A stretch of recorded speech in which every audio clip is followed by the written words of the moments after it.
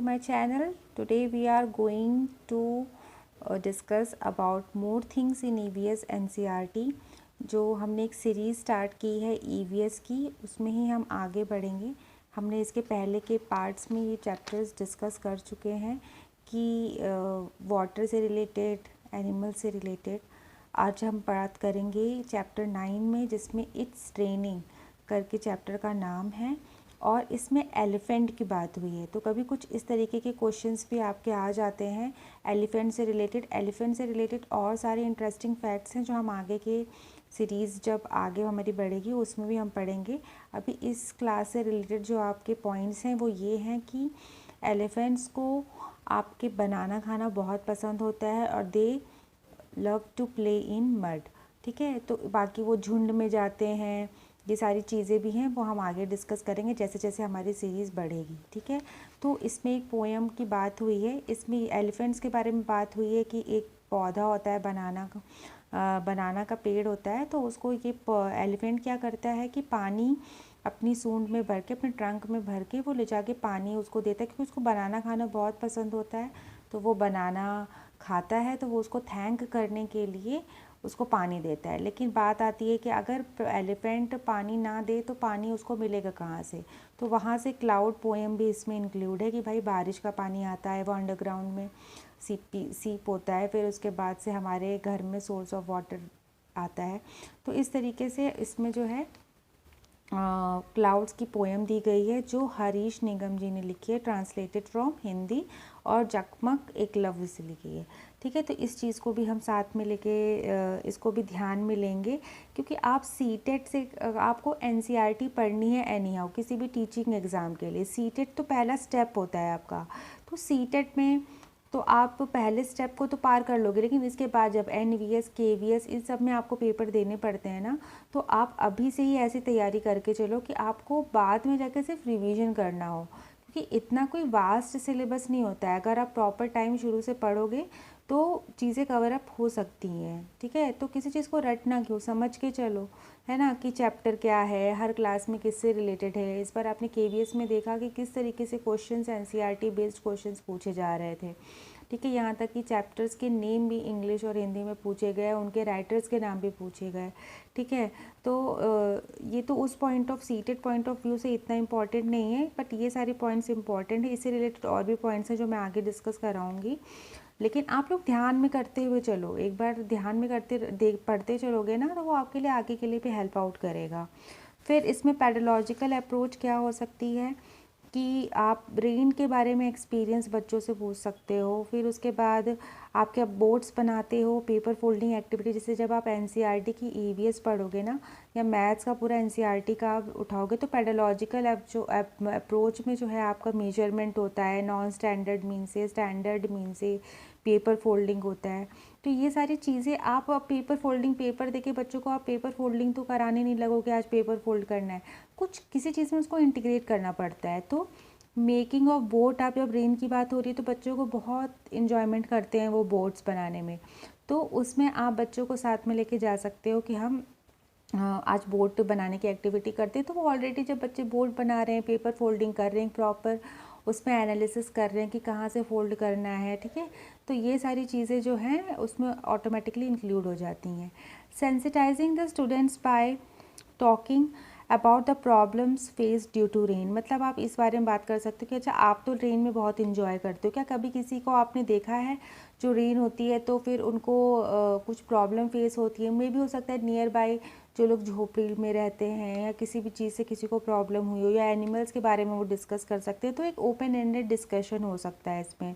फिर how plants get proper growth when we water plants, तो कि प्लांट्स के लिए वाटर कितना इम्पॉर्टेंट है, इस बारे में भी हम बात कर सकते हैं।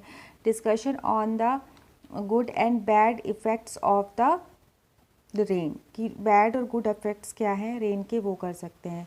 फिर चैप्टर 10 में व्हाट इज़ कुकिंग करके चैप्टर का नाम है, जिसमें बात हुई है पहले यूटेंसिल्स के बारे में। कुछ यूटेंसिल्स की पिक्चर्स हैं और उन पिक्चर्स में कैसा कौन सा यूटेंसिल्स कहाँ यूज़ होता है, कौन सा आपने देखा है, कौन सा आपके किचन में पाया जाता है, ऐसी बात हुई है। तो वो सीटेट के लिए तो इतना वो इम्पॉर्टेंट नहीं है, और वो ऐसा चीज़ है कि आएगा भी तो मे बी आप लोग कर लोगे, तो वो इतना नहीं है। इसमें ये चीज़ इम्पॉर्टेंट है थोड़ी कि things that we are eaten raw, किसको हम रॉ खा सकते हैं, बिना पकाए खा सकते हैं, किसको पका के खा सकते हैं, या किसको पका के और ऐसे भी खा सकते हैं। लाइक जैसे कि गाजर है, आप गाजर ऐसे भी खा सकते हो, गाजर का हलवा बना के भी खा सकते हो। कुछ चीज़ें ऐसी होती हैं जो आप कुक करके ही खाओगे, लाइक राजमा है तो राजमा आप कच्चा नहीं खाओगे, राजमा पका के ही खाओगे। कुछ चीज़ें होती हैं जो आप रॉ ही खाते हो, है ना। अब इसका एग्जांपल आप मुझे बताना कि ऐसी कौन सी चीज़ है जिसे हम पका के नहीं, रॉ ही खा सकते हैं। ठीक है, कमेंट बॉक्स में मुझे बताना। ओके, फिर उसके बाद जो है बात हुई है कि क्या क्या मेथड्स ऑफ कुकिंग होते हैं। ये भी क्वेश्चन आपका आ सकता है। ठीक है, रोस्टिंग, बॉइलिंग, फ्राइंग, बेकिंग। और कुछ एनसीईआरटी में ये चीज़ अच्छी है कि मतलब वो अपनी ही नॉलेज जो वो प्रोवाइड करते हैं बुक के थ्रू अपने करिकुलम में, वो उसको कंस्ट्रेंट नहीं करते हैं। उन्होंने कुछ चीज़ें ओपन एंडेड खुद भी रखी हुई हैं। जैसे उन्होंने 2 ब्लैंक्स रखे कि बच्चों को अगर खुद भी कुछ पता हो तो वो लिखें, और वो कौन सी चीज़ बनाते हैं उस मेथड से वो भी लिखें। ठीक है, तो रोस्टिंग और ये बॉइलिंग, फ्राइंग, बेकिंग ऐसे करके दिया हुआ है। अब ये चीज़ आप फाइंड आउट करना कि रोस्टिंग से क्या क्या चीज़ें हो सकती हैं। रोस्ट करके क्या क्या चीज़ें खाते हैं, बॉयल करके हम क्या खाते हैं बताओ, पोटैटो, है ना, पोटैटो खाते हैं बॉयल करके। फिर उसके बाद और वो आती है जो आपकी शकरकंद जिसे कहते हैं, है ना, स्वीट पोटैटो, उसको भी बॉईल करके हम खाते हैं।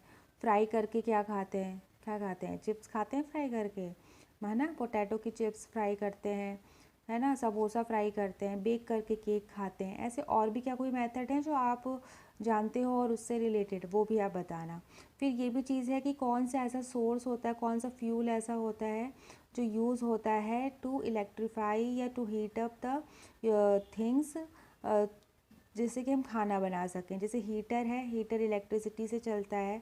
सनलाइट सोलर कुकर में यूज़ होता है as a source of energy या फ्यूल। वुड आपका चूल्हा में होता है, गैस आपका गैस स्टोव में होता है।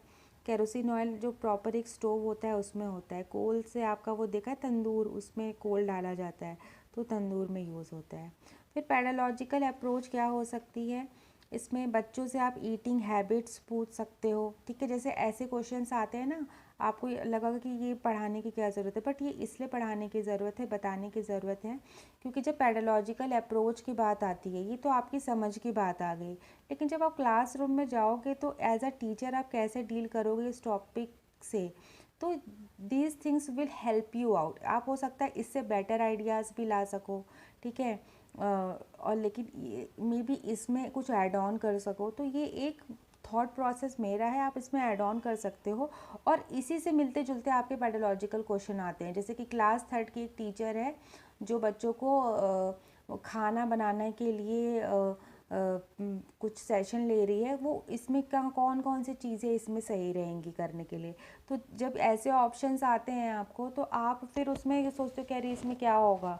तो जब आप पेडोलॉजिकल अप्रोच हर सब्जेक्ट की लेके चलोगे ना, तो आप ऑटोमेटिकली वो क्वेश्चन सही कर लोगे। ठीक है, तो डिस्कशन ऑन ईटिंग हैबिट्स आप कर सकते हो बच्चों से कि क्या क्या चीज़ हमें खानी चाहिए, क्या चीज़ हमें नहीं खानी चाहिए। ठीक है, आप ऐसी कौन सी चीज़ें जो आप रॉ खा लेते हो। अच्छा, जो लोग एजेड होंगे वो रॉ चीज़ खा पाते हैं कि नहीं खा पाते हैं, क्यों नहीं खा पाते हैं, उस तरीके से आप उनका ध्यान थोड़ा उनका फैमिलियर वे में भी लेके जा सकते हो। फिर ऑब्जर्वेशन, बच्चों से आप कह सकते हो कि आप आज अपने किचन में जाना और ऑब्ज़र्व करना कि मम्मा क्या बना रही है और वो कैसे बना रही है, उस स्टेप्स को आप लिख के लाना, खुद समझना। आप चाय से शुरुआत कर सकते हो कि बच्चों को चाय के स्टेप्स सिखा सकते हो। आप मैगी बनाने की कर सकते हो कि मैगी बनाना आसान होता है, मम्मी की हेल्प के थ्रू आप मैगी बनाना, उसमें स्टेप्स देखना, प्रॉपर मेजरमेंट लेना कि आप कौन सी चीज़ को कितना मेजर कर रहे हो। अगर 2 पैकेट मैगी है तो उसमें आपने कितना पानी डाला, तो ऑटोमेटिकली बच्चे इन्वॉल्व होंगे फॉर द मेजरमेंट पर्पज़।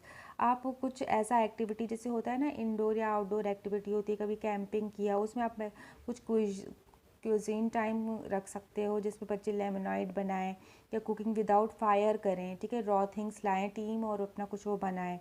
फिर consulting the family members and development the basic understanding by helping mother by peeling potato piece etcetera. ठीक है, तो आप सिंपली ये कह सकते हो कि खुद उनकी फाइन मोटर स्किल्स डेवलप होंगी। आप बच्चों को इन्वॉल्व कर सकते हो कि मम्मा अगर आलू बॉईल कर रही है तो आप मम्मा की उसमें हेल्प आउट करो। ठीक है, आप पूछो कि कैसे ये बनता है, क्या स्टेप्स होते हैं। तो बच्चों का एक इन्वॉल्वमेंट भी आ रहा है, साथ में उनकी मोटर स्किल्स भी डेवलप हो रही हैं। ठीक है, बच्चा पेट पकड़ना कैसे सीखता है, हाथों से पकड़ के करता है ना। Piling is also an art. आपको लग रहा होगा कि पीलिंग करा के क्या होगा, but piling is also an art. बच्चों की बहुत सारी स्किल्स डेवलप होती हैं।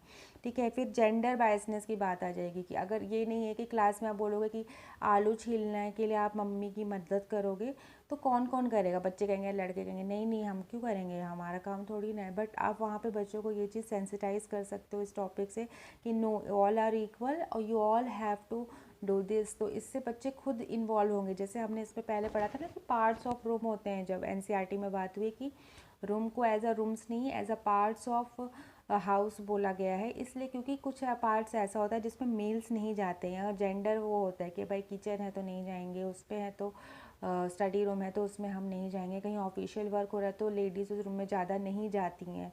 ठीक है, तो फिर इस बाइफिकेशन को दूर करना है हमें। तो इसमें आप इस तरीके से छोटी छोटी एक्टिविटीज़ से आप ये चीज़ करा सकते हो। फिर आप बच्चों को ये सोर्सेस ऑफ कि किस किस चीज़ों से इनोवेटिव वेज क्या हैं खाना बनाने के, या क्या सस्टेनेबल वेज हैं जो यूज़ हो सकते हैं आपके खाना बनाने के लिए। जैसे आप वीडियोस बना सकते हो, सोलर दिखा सकते हो कि सोलर कुकर में कैसे खाना बनता है। इसमें बच्चों को बहुत क्यूरियोसिटी होगी। फिर उनसे आप उनका एक छोटा रेप्लिका, छोटा मॉडल बनाने के लिए कह सकते हो। कार्डबोर्ड से, एल्युमिनियम फॉयल से बहुत अच्छा बनता है। आप वो एक बनाने के लिए एक एक्टिविटी दे सकते हो, उनके हॉलीडे होमवर्क्स में दे सकते हो। ठीक है, ये भी इंजॉय करेंगे। रेसिपी बुक बनाने के लिए दे सकते हो, बहुत ही इंटरेस्टिंग एक्टिविटी होगी। बच्चे अपने आप से इसमें स्टेप्स लिखेंगे, डेकोरेट करेंगे, डिश की पिक्चर लगाएंगे। It will be a very fun activity. Organisation of food junction आप अपना ऐसे, जैसे रेसिपी बुक बन गई तो कुछ क्लास में मतलब कुछ कुछ इवेंट्स हमारे स्कूल्स में होते रहते हैं।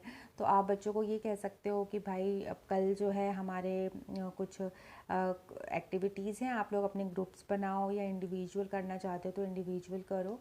आपने जो भी रेसिपीज़ को समझा है, उन रेसिपीज़ में से आप अपनी कोई भी चीज़ जो है फेवरेट डिश बनाओ कल, और उसको रिप्रेजेंट करेंगे इन अ इनोवेटिव वे। आप चाहे तो क्लासरूम को 4 जोन्स में डिवाइड कर सकते हो, या सिटी वाइज डिवाइड कर सकते हो, और कुकिंग विदाउट फायर करा सकते हो। अगर आप नहीं खाना बनाने का नहीं है वहाँ पे इंतज़ाम, तो it's best way cooking without fire. और ये बहुत हमने बच्चों को कराया भी है अपनी क्लासरूम्स में। तो बच्चे बहुत इन्जॉय करते हैं और बहुत इनोवेटिव वे में वो डेकोरेट करके प्रेजेंट करते हैं। आप सोच भी नहीं सकते हो वैसे आइडियाज़ होते हैं बच्चों में, but they need a platform for that. So this platform should be given by the school management only and the teacher only. How innovatively you can foster the students to come to their ideas. ठीक है, they have lots of ideas but they need a platform and it's that you have to give them. तो just ये इस आज का topic यहीं करते हैं। वीडियो पसंद आई हो तो लाइक शेयर सब्सक्राइब एंड जुड़े रहिए इस कॉन्टिन्यूस सीरीज़ से, जिसमें आपको सिर्फ एनसीईआरटी के फैक्ट्स का पता नहीं चलेगा, पेडोलॉजिकल अप्रोच भी पता चलेगी कि हर टॉपिक को कैसे पढ़ाना है।